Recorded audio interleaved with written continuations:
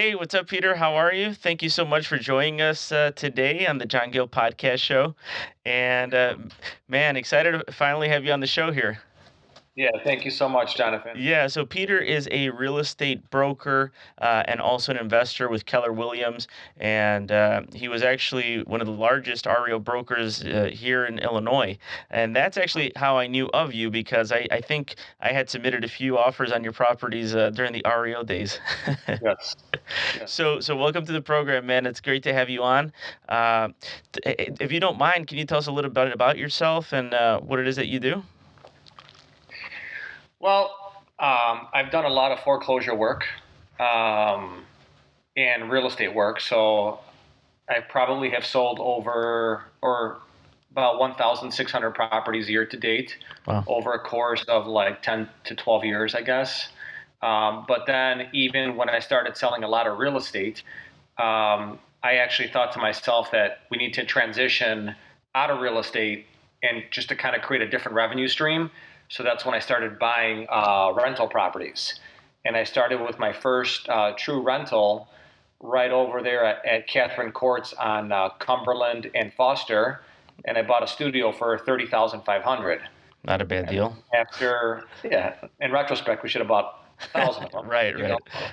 But I started off with one, and then one became two, and two became three, and now three is at 30. And my personal goal is 100 free and clear. That's awesome. But it's going to take it takes time. Yeah, yeah, for sure. So that's something that you hit the nail on the head there, which was you decided to transition from just the real estate brokering into the investments. Was there any particular reason why you said that might be a good idea? Well, that's actually it's a great question. By trade, I'm a high school business teacher. Okay. So I taught for 3 years. And before that, for 1 year out of college, I worked at corporate America. So, and I'm not saying this to castigate anyone's profession, but what I wanted to do is I didn't want to put myself in a position where I had to go back to the corporate environment or where I had to go back into teaching. Sure. That Okay, makes so sense. that's kind of like the main motivator. So I thought to myself, well, the foreclosure market is hot. Let me capitalize on it. Everyone was saying it's going to last for a year or two, but then I'm like, well, I don't want to work just in real estate for a couple of years and then possibly crap out. Let Hmm. me just buy rentals just to kind of create an additional revenue stream. And that's really what ended up happening. And I'm not trying to plug in my third business, but my first business is I work with buyers and sellers. My second business is I scout rental properties every single day, and I buy them either for myself or for my clients. And then out of those two businesses, I created a third business where I do Cook County property tax appeals. I don't think we've talked about it, Hmm. uh, and because I think that the market is wide open for that, but you just have to manage your costs on that because the margins are small and the work is plentiful. So you just have to Right. be resourceful in your cost structure. Um, at the end of the day, I've always loved real estate. So like I remember reading real estate books in high school and not knowing what I was reading because the terminology is different. Hmm. And then I would piece the words together and I would kind of like just keep reading. So I had a love for real estate, but I just never understood it. The thing is with real estate is that everyone thinks that they know it because they've lived in an apartment, in a garden unit, in a mansion, and everything in between. But the reality is, and not to be mean, they really don't Right. because it's multifaceted. And I think at the end of the day, regardless of what you do, whether you're in corporate or you're in teaching or you're in real estate, is that you really have to love what you do because that comes out in your work. Absolutely. Your clients know that this kid loves it. Like when you go above and beyond with your tenants or with your buyers or your sellers, they think that you're doing it because you want the referrals, but if you do it out of love, you don't realize that you're working, double overtime Sure. Sure. Exactly. because you want to make sure things are right. Yeah. So then the other thing is like, on a secondary level to real estate, and why I got into real estate investing is that I still have this notion that the days of making a 5% commission are going to be numbered. Do I hope that they're numbered? The answer is no. Will there always be a market for people that are willing to spend 5%, to pay me 2.5%, to pay the buyer's agent 2.5%? The answer is yes. Just the same way that people pay their financial planners anywhere between 1% to 2% on the assets that they manage. But I think that you really have to be at the top of your game to grab that 1-2% in the future. And I just think that the days of us making 5% and just kind of schlepping around are numbered. Oh, that's a great point.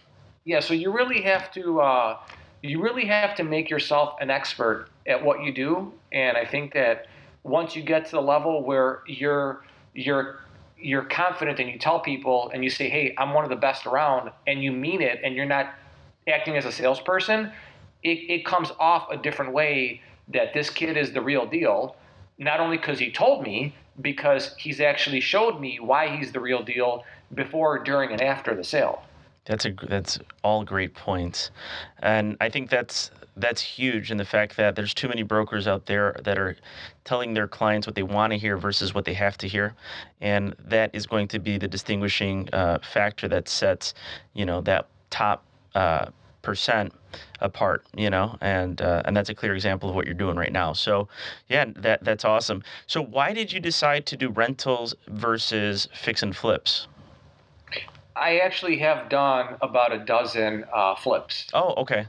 Yeah. Great. So, like my first one was actually another REO agent's property. It was Jason Shapiro's property at Rising Realty, and I call it the best 75 cents I've ever spent in my life. And the reason is because I bought 6060 West Giddings. You can look up the address, 6060 West Giddings, Giddings, and I bought that for like $175, and it didn't have a garage.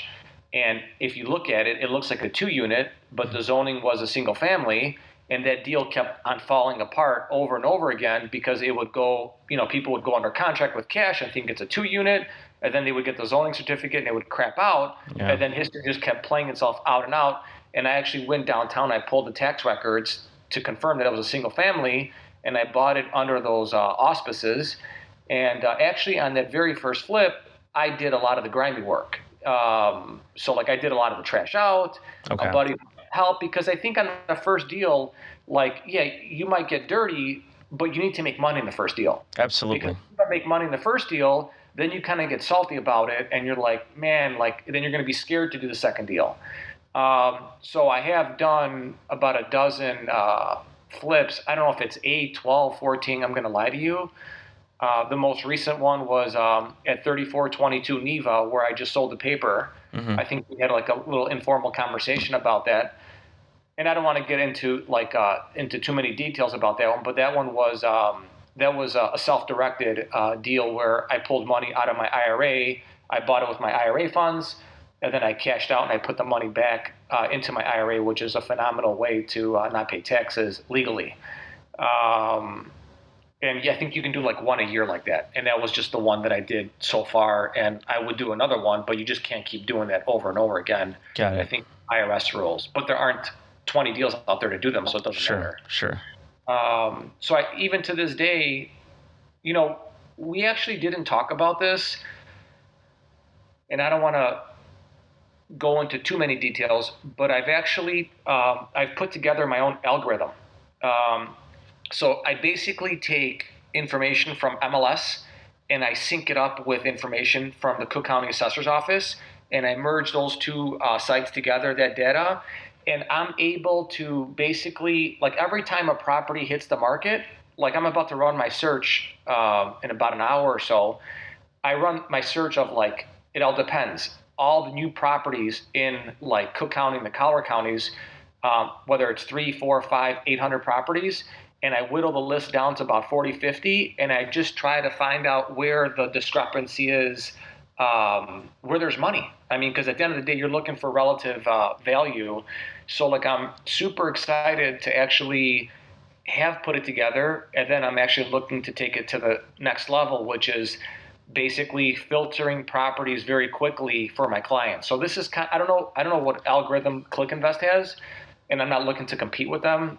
Quite frankly, I could care less. I'm just actually looking to do this for myself and my clients, but basically taking my knowledge and my experience and putting things together, as opposed to paying or using someone else's site. I'm not saying that I know Rosario's site works at ClickInvest, but I'm just looking just to you know find that needle in the haystack every single day, and they're out there. Absolutely. That's interesting that you mentioned that. So, kind of curious. I'm going to dig down here a little bit further because the assessor's website has sometimes some crazy far out valuations, and sometimes they're just on point, and sometimes they're way below. Uh, are you saying that you're looking at more for something that there's a discrepancy in maybe the assessed value is lower than what you think it's actually worth for tax advantage type properties? Is that what you're saying? No, I'm basically looking for errors. Okay. I'm I'm looking for errors on the list side, and then I'm looking for errors on the assessed value site. Okay. And then I'm just looking to see I'm basically looking to see who's right and who's wrong. So Got it. ideally, and then the difference is the profit. But the Absolutely. thing is that if a deal is priced $30,000 incorrectly, you're not going to necessarily buy that deal because you're going to get eat up with your costs on the way out. So you won't look at Zillow and either, or is Zillow kind of just in the back burner? And I know Zillow sometimes is so, again, it's sometimes on point, sometimes it's under, sometimes it's so you're still. I mean, you got to dig a little deeper though afterwards, but the initial way to weed out and filter, that's a great method. I mean, that's Yes, and I don't I don't aggregate. The thing is that I try to stay away from grabbing too much information mhm. because then you get confused. Then you're looking at Zillow, then you're looking at Redfin and Trulia, and then someone's telling you it's worth 100, someone's telling you it's worth 140, then 80, then 50, then 200. I rather just take the two sites that I have, take all the data out of the sites, Yeah. and then use my knowledge to find that literally that needle. I don't want to sound like too cliche-ish to find that needle in the No, haystack. no, that's on point. Well, that's great that we discussed that. I mean, so that just goes to show the audience out there that there's different techniques that you can use and different strategies, so many different ways to scout and look for properties. Another one of that I know that is actually how you and I met is even through banners. You know. You want to talk about that story? Yeah, I mean, it's kind of nuts. Yeah. Well, I got a phone call and it's a real estate investor and he says, "My name's Peter." We started talking a little bit further and and I'm like, "Hey, Peter, you know what? Just right off the bat, as we're talking, I knew that I'm like, okay, well, this guy's the real deal. Just you have a way to actually point out sometimes just on conversation who's the real deal and who's not. And then I'm like, Peter, I got to know your last name. And you said Drossos, and I said, okay. I know you, man. I've submitted properties on your listings. You're an REO agent, and then it turns out that you knew Rosario, or that you Right. know Rosario, so many other similar people that I know. It's just a small world, and that's Chicago actually real estate, isn't it? I mean, it's almost a small world. A lot of people It's know each other. phenomenal. Yeah, I think we talked about Rosario for about 10% of the conversation. We both love him dearly. Absolutely, Rosario. I hope you're listening to this. We're gonna have to put a highlight, and then we're gonna send it your way. Yes, absolutely. We'll tag him. Yeah, we'll tag him exactly. Yeah, so at the end of the day, the way I look at things is that whether it's business or non-business, the world gives you clues. Yeah, Okay, so your job is to put all these little clues together and to string them along and see what the future is telling you. So the thing is, like, with your banner, I called you up out of the blue, and then we started, talking, and I kind of cut to the chase. I'm like, look, I'm an investor. Do your yeah. banners work? And then you started laughing, and you're like, yeah, I got listings out of them, and I almost put a deal together. So then I'm like, okay, send me the link so I can create a banner. Now I bought 3 banners for about like $80 a piece. Now I'm going to put them on 3 of my buildings. Right. So it's kind of, and then, we met. So sometimes you just never know how things are going to unfold. That's right. Exactly. And that's an important key for real estate. Just take that initiative to make the phone call. And you don't know how things are going to unfold, so just move forward with different strategies, like the one that you've presented, banners, etc. And that's the phenomenal thing about real estate. And actually, someone mentioned this to me in about 2003 because we bought a house in a townhouse, I should say, in Minnesota because we lived there for a year for my wife's work, and we had a real estate agent out there, and I was just kind of picking her brain. And then she said something that was very accurate. She's like, "Well, the great thing about real estate is that there's so many ways to skin a cat."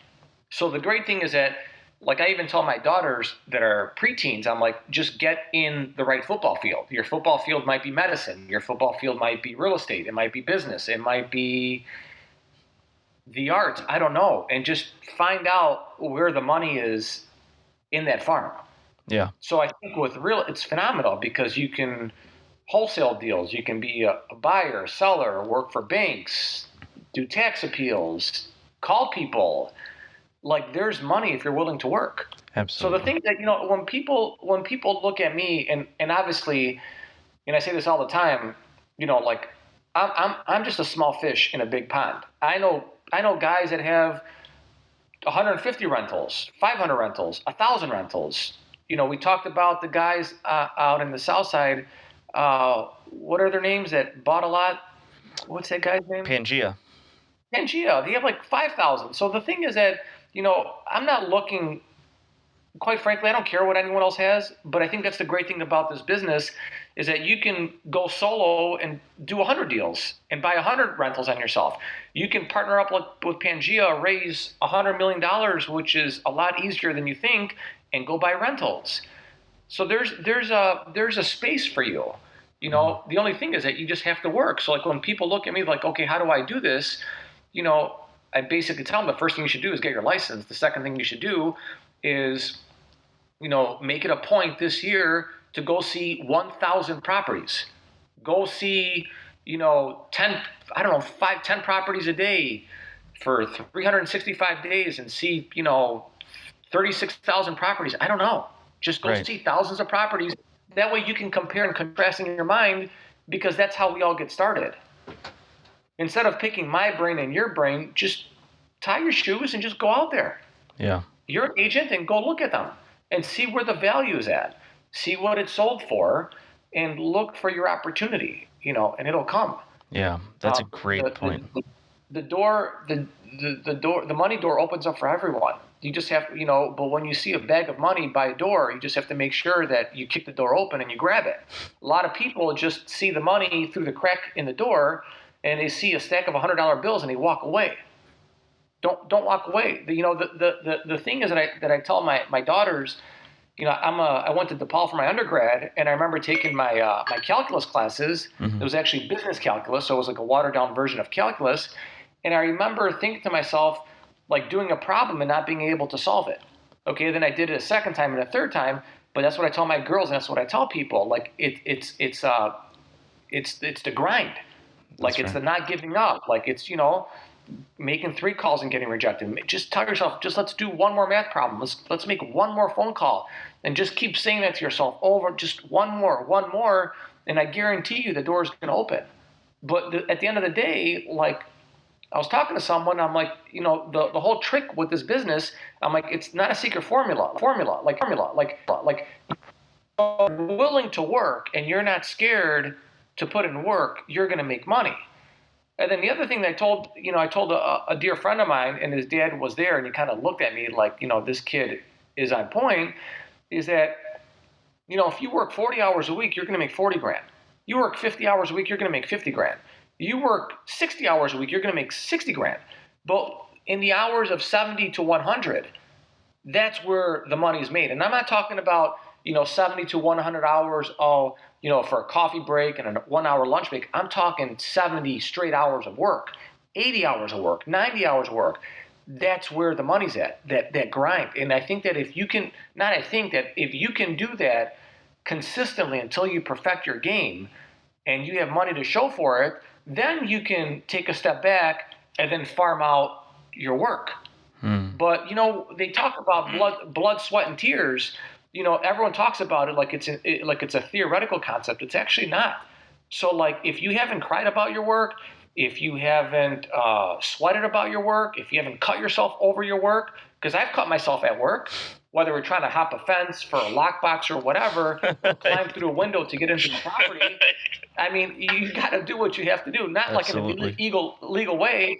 But when the door is locked and both doors are unlocked and the lockbox isn't working, you have your client, you're going to go through the window. Yeah.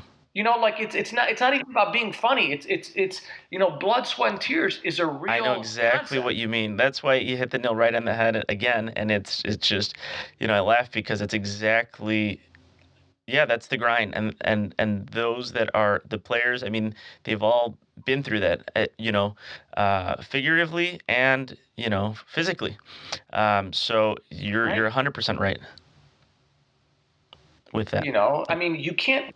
The only thing is that, Jonathan, you can't work like that. Like, when you have, your kids and, your wife, like, you know what? I don't mean this.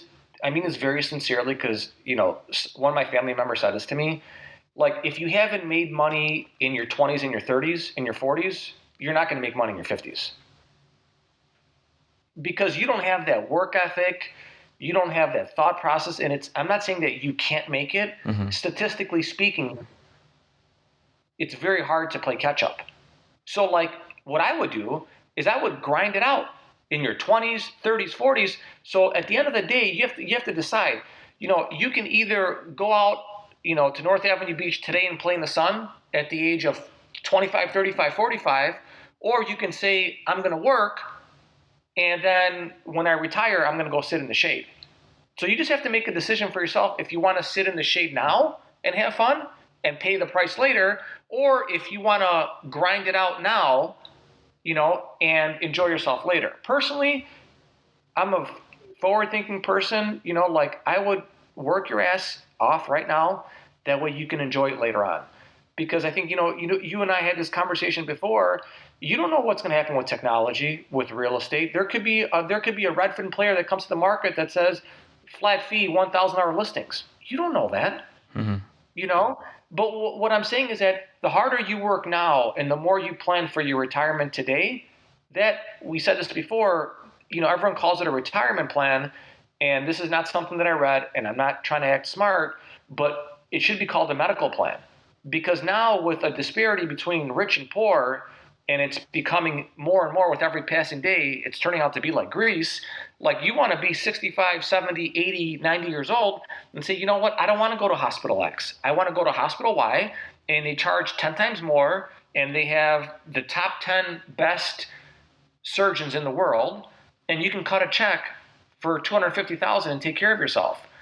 So, like, but if you don't want to grind it out now, just know that you're going to pay for the price later, Absolutely. and do it now when you're young and you're energized and you're excited and you have the capacity to work. You can get in and out of your car quickly. You can work through all the weather elements, because there's going to be a point in time where you're 65 years old and you're a real estate agent and you can't afford to slip and fall. You see our parents falling now.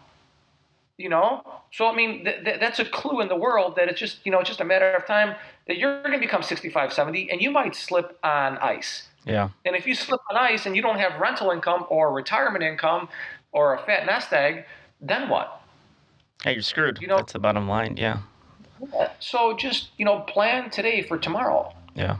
And it's really easy. Just look at the people that are successful. I've said this to myself as a young kid, and again, I mean this very sincerely.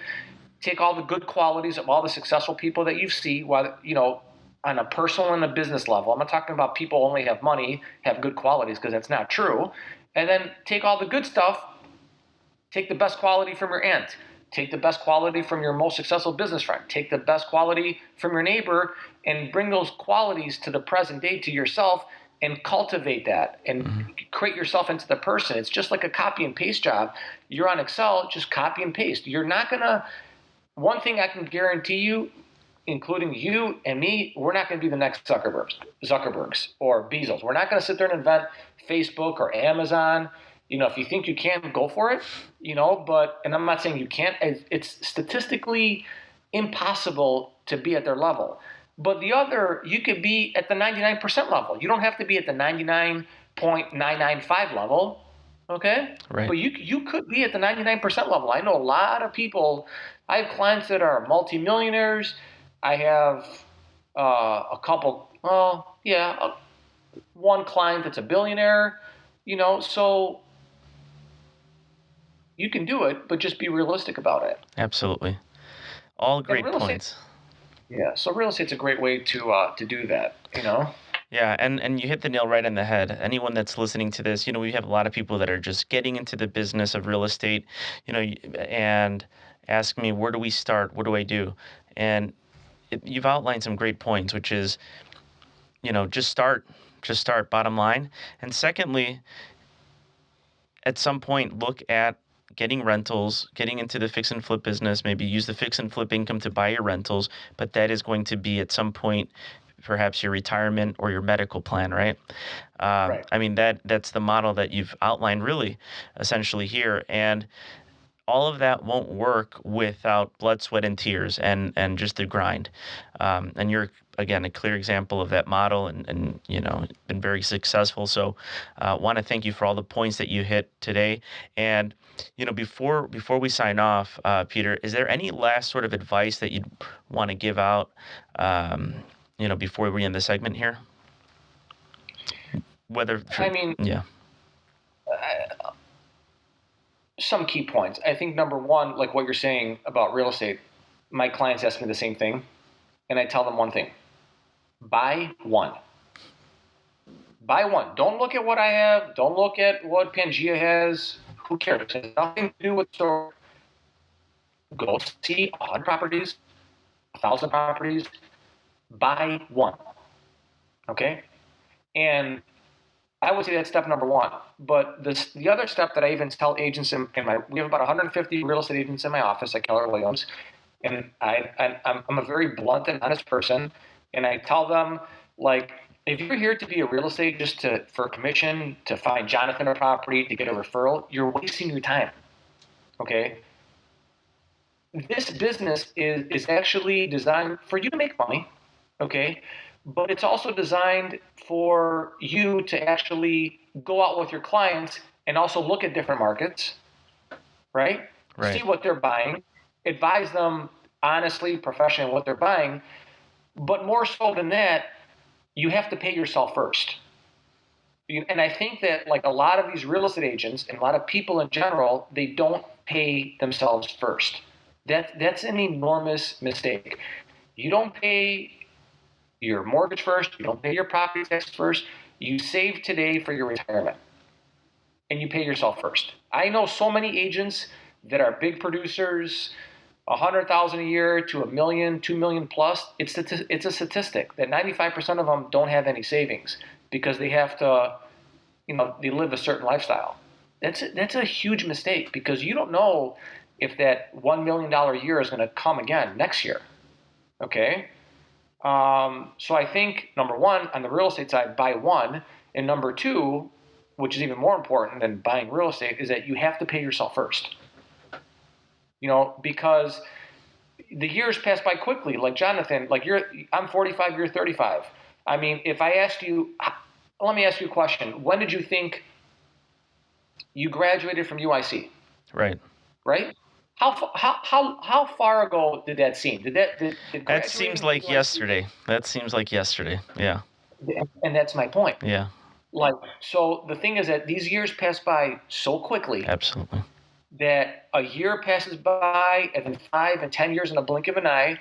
But if you pay yourself first and you get into like a low index S&P 500 retirement fund, and you look at it and you're consistent on it. Every year you put in, you can do $6,000 max in your Roth or your traditional IRA. And let's say you put in $6,000 away put $10,000 away for yourself. Cut your expenses, okay? That in 10 years you're gonna be like, wow, this is pretty good, and you're gonna give yourself a pat on the back because it takes time for you to ramp up. But what I'm saying is that when you hit the 20-year mark, and then when you hit the 30-year mark, it becomes a game. So now it's kind of like a savings chore, and it's kind of like you're climbing up that bunny hill. Mm-hmm. Okay, but I think that at the 20, 30-year mark, it becomes a game, and like it's fun. Yeah. So I think like more so than real estate investing, it's about the financial planning piece. Getting into a mutual fund and just being consistent and not skipping a year. Because I've ran the numbers. If you skip 1 year, let's say you put in money for 50 years and you skip year 27 or year 17 and you didn't put in the $10,000, that $10,000 is going to cost you about $300,000. Wow. In future value. Right. So, there are a lot of people out there that are willing to teach. Like, I'm a teacher by trade. I tell people, I'm like, if you're willing to learn, I'm willing to teach. And you'd be surprised at how many people are there to guide you. So, talk to 10 top producers, take 10 best things and put it together. No one's going to really give you the secret sauce. They're not going to give you the deal. Like, I'm not going to give you the deal. I'm going to keep it for myself. It's just human nature, right? Absolutely. But you can find your way by reading, researching, talking to people. That's how my mom's a waitress. So I tell people, if my mom can make it, and I grew up in a basement apartment. When I was 2 years old, my dad left and he went back to Greece, and I harbored zero negative feelings. I'm like, if I can make it, you can make it. But you have to work. And when someone gives you advice, you have to hone in on it. Some people pick it up very quickly, some people don't. But if you're not willing to put in the work and take the advice and grind it out, you're not gonna make it. Yeah. And I think with the trajectory of this world where we're going, like, now's not the time to be crossing your fingers. Absolutely. Well, what a great last point there, Peter. As always, our conversations are great, man. This has been awesome and such valuable information. If anyone wants to get a hold of you, what's the best way they can reach you? They can call me directly, 773-593-5626. So it's 593-LOAN, LOAN. Perfect. So 773-593-LOAN. Yeah, 5626. 5626. Or they can email me at peter.drossos.reo@gmail.com. They can contact you to contact me. I mean, we're at the end of the day, we're all here to work with each other. Yeah. We're all, not to get philosophical, we're all God's children. We're all trying to make it, and like I tell people, like, whether you die in 50 years with $1 million and I die with 900,000 or 1.2, it's not going to matter. So there's a philosophy that I hold, which is, on the personal and the business side, just always ask yourself what's the right thing to do. And if you keep asking yourself what's the right thing to do and you do it, you're gonna be blessed 100-fold. Absolutely. Absolutely. Man, Peter, all great information, man. Thank you so much for being on the show. I'm glad that I'm glad that you called the banner and Yeah. Thank you, Rosario. and Rosario, yeah, exactly.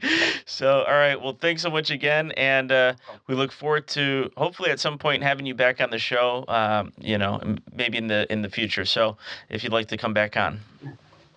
So yeah, maybe we can do like a recent acquisition and show like the before, during, and after. I think it would be fun. Let's do it. Thank you, Jonathan. Awesome. I've got you on video here, so no backing out here now.